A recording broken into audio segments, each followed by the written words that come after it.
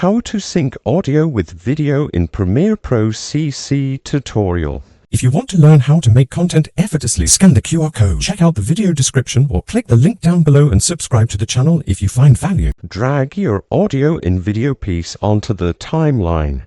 The next step is to highlight both the video and the audio piece and right-click and click the option which is above the option Merge Clips, which says Synchronize. In this case, you can synchronize the clip at the start, the clip at the end, or you can synchronize the audio track. You choose and click OK.